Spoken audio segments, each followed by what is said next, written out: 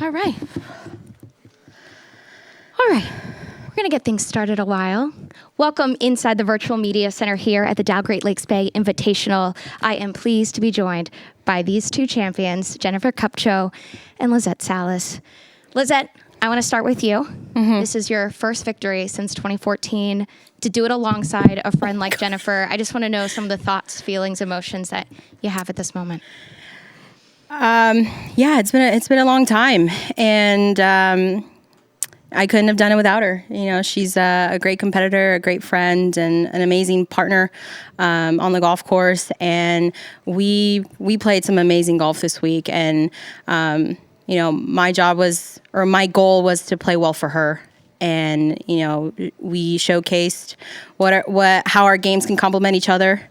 But for myself to finally get another win after 8 years, it's been a long journey of lots of up and downs, and just really, really happy. And it's a great early birthday present for me. So thank you. And Jen, this is your third victory of 2022, your second in Michigan. Just overall, what was today like for the both of you, and you know, this overall experience as a team event? Yeah, I mean, it was amazing to be alongside Lizette. I think I was a little nervous coming into today just because I didn't want to let her down. I'm sure she probably felt the same way. But in the end, I think it really calmed us down to have each other by our sides. So to come out on top, it's really amazing next to Lizette. Before we open it up again, just taking a look at the scorecard today, when did Lizette, the two of you, finally feel the rhythm, the clicking of this final round of best ball? Probably once we made the turn. I feel like it's towards the end of the front nine is really when we start kicking it into gear. And, you know, we had some great looks at the beginning, but, you know, we stayed patient and we stayed focused. And yeah, like she said, I was a little nervous too coming in today because I didn't want to let her down. And, we showed each other that we have each other's backs. And, yeah, we got it done at the middle of the round, and finally could breathe coming down the stretch a little bit. Jennifer, when did it really soak in that the two of you had amassed the lead that you guys have had? Did you get to soak in 18 when you heard the walk-up song, when you got to cross the bridge? Did you really soak it in? Yeah, I think obviously it was done a little bit sooner than 18, but I kind of just always tell myself not to think too far ahead of myself. So yeah, on 18 is really when I let it sink in to be able to walk up with our walk-up song and alongside her. All right, we'll open it up for questions first, right here. Do you think that you will ever be teamed with anybody else in the Solheim Cup ever again? Or do you think it'll just be you two forever? We're going to do our best to keep this duo going. But, you know, I have to make the team first. And, you know, all things said, it's going to take a lot for us to be separated when it comes to team events going forward. But yeah, I think I told her walking up 18, I think we're undefeated still. So yeah, this is a great partnership. And we saw Captain Stacey Lewis out on the bridge going to 18, and I think she was pretty happy. I did not see her. Oh, I Was did. she actually there? Yeah, Oh. with Chesney. I didn't even notice. And your last win, 2014, did you remember what that felt like? Or has it been, 8 years? Yeah. How did that feel, making that walk again? Yeah, no, just to walk up 18, and this one's a little more special, you know, to walk with your partner.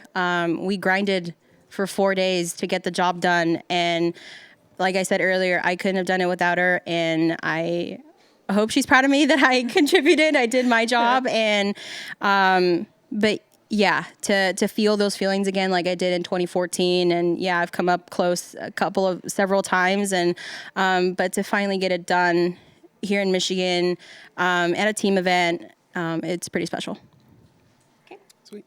Brandon Green with ABC 12. You two said that you wanted to come into today and play boring golf, but how boring was your game today? Let's rate it from watching paint dry to a car ride to a car ride with no music. How would you rate it? It was not boring. Yeah, in general, yeah, I would say it was I mean, fairways and greens most of the time, and gave ourselves 2 good putts at birdie, I feel like, most of the time. So making a lot of birdies isn't boring, but we were playing boring golf. Yeah, I think it started off with like no music in the car, and then towards the end we were just like headbanging in the, just like really enjoying the moment and listening to our favorite tunes, and yeah, just probably it was fun coming down the stretch and knowing you had a pretty big lead and that it was said and done. And then, speaking of music, your walk-up song, what went into that decision to walk up 18? That's all her. We actually don't like really the same music at all. Yeah. So She wanted During our- country. yeah. I said no. during our practice round, I was just like, okay, how about this song? And it's actually my husband's favorite song. So I played it for her, and she was like, yeah, that's perfect. Good. So Post Malone that was it. came through. Yep. That was That's where it. it's at. All right. A few more for me real quick. We'll start with you, Lizette. We talked a little bit earlier, as Jen said, the nerves that she felt going into today, not to let you down. But at the same time, were there any nerves as you got to the first tee this morning? I know you guys had that 4-shot lead, but at the same time, anything is possible. Yeah, I was really comfortable going to the first tee. Having her by my side, walking together, just really felt comfortable, and it just kind of took me back to Toledo and how we have each other's backs, and whatever happens, but we're gonna do whatever it takes to not let go of this lead. And I'm just so proud of her and what we did together. And I was a little nervous going into today, and but quickly went away. And once those birdies started rolling in, I started feeling a little calm. And Jen, we talked a little bit about earlier, but 3 wins so far this season. It seems like since Chevron, your win at Chevron, you've kind of just, the beast is unleashed.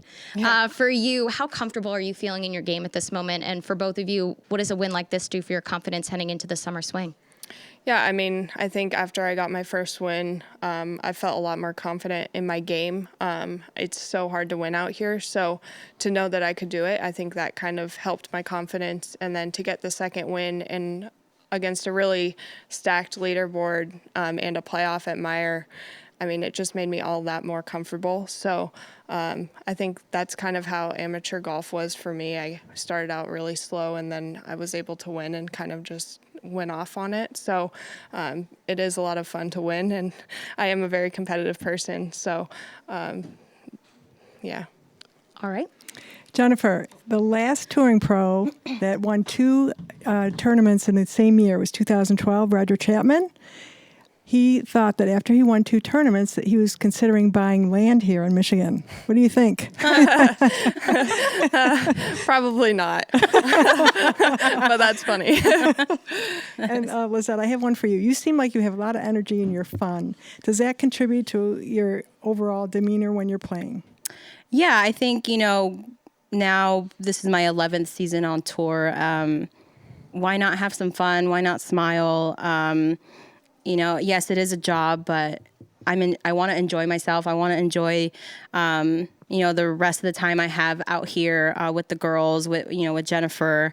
So yeah, it is. Smiling is what I do, or I want to do, and this win was just huge for my confidence and going forward. And so the dimples are out. Awesome. Well, we enjoy your energy out there. Thank you. you. Can feel it. Thanks. All right, Christina? This event is one that really gives back to the community, all the nonprofits, and you guys are Team YOC for Team Youth on Course. You've got it on your visor there, I think. Can you both talk about just kind of what that is, what that group is, and how important it is to both of you to be able to support that whenever you can? Yeah. Go ahead. Oh, okay. Yeah, so we're both ambassadors for Youth on Course, and it's an organization that really creates awareness to your inner community kids, the kids that you don't necessarily see at a country club, and this organization gets access to really prestigious golf courses for only $5 for these kids. And, they create internships, they have a caddy program, and, this is something that is close to my heart, I wasn't a country club kid, and, to give these kids access to just get out there and play and do what they love. It was a no-brainer to name our team that. And, so we're Team Youth on Course. Just to follow up, did you know each other well or play a lot with each other before you were partnered down in Toledo for the first time, or? Nope. No, No. we didn't know each other at all. We got put in a pod together there with 4 people, and kind of from there, that's where our friendship started. And Stacy said earlier that when you walked off the course after the first match, you told the captains, Don't "You're not breaking separate this us." up." Yep, Yeah. that's true. Yeah, I said, do not separate us. Stacy yeah. mentioned that actually today, Yep. Yeah. that So- comment was made. Yep. Yeah, they asked us, and you're like, no, do not separate us. Yeah. Thank you. Thanks. All right, I think that will wrap it for us up here. Thank you both Thank for you. coming in and Thank you. spending some time with us, and congratulations. Thank you. Congrats. Thanks. Thank you. Before you go, a couple more things. Okay. Oh boy.